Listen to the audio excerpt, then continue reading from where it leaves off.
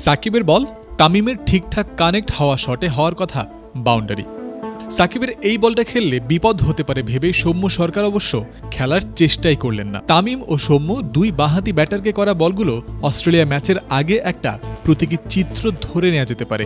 অজিদের বিপক্ষেও Tanzim Shakib face করবেন দুই বামহাতি ওপেনার ডেভিড ওয়ার্নার ও ট্রাভিস হেডকে। বাঁহাতি ব্যাটারদের বিপক্ষে ডানহাতি পেসার হিসেবে এমনিতেই সুবিধা পাওয়ার কথা সাকিবের। তার উপর এই বোলারের আছে সুইং আর গতির মিশেলও। তাই হেড ওয়ার্নার জুটিকে টাফ টাইম দেওয়ার মঞ্চ সাকিবের জন্য প্রস্তুতি বলা যায়। প্রথম 6 ওভারের ব্যাটিং পাওয়ার প্লেতে বাংলাদেশ কেমন বোলিং করছে সেটার উপর ম্যাচের ভাগ্য অনেকটা নির্ভর করতে পারে। সেখানেই টাইগারদের তুরুপের তাস হতে পারেন তানজিম সাকিব। কারণ চলমান বিশ্বকাপে এই পেসারের সাফল্য যা এসেছে তার সিংহভাগই প্রথম 6 ওভারের মধ্যে। এক্ষেত্রে পরিসংখ্যান কথা বলবে সাকিবের পক্ষেই। এখনো পর্যন্ত বিশ্বকাপের 4 ম্যাচ খেলে সাকিবের উইকেট মোট 9টি, যার মধ্যে 7টিই তিনি নিয়েছেন প্রথম 6 ওভারের মধ্যে। অর্থাৎ প্রতিপক্ষের টপ অর্ডারে আঘাত এনে লন্ডভন্ড করে দেওয়ার অভ্যাসটা তার আছে।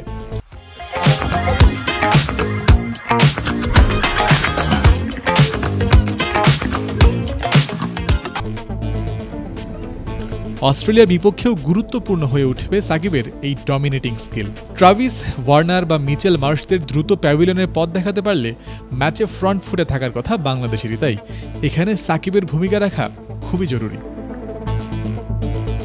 সবশেষ নেপালি বিপক্ষে ম্যাচে যে 4 উইকেট নিয়েছিলেন সাকিব, তার মধ্যে 3টাই নিয়েছিলেন পাওয়ার প্লেতে।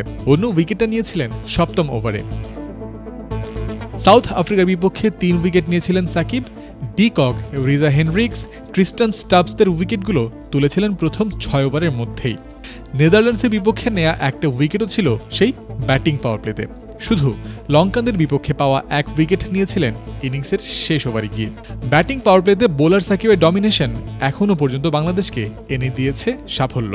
সুপার 8-এর নতুন মিশনেও তার প্রভাব বজায় থাকলে বাংলাদেশের সাফল্যের পথ অনেকটা সহজ হয়ে যাবে। জয়ন্ত বিন্দু, ক্রিক ফ্রেন্সি।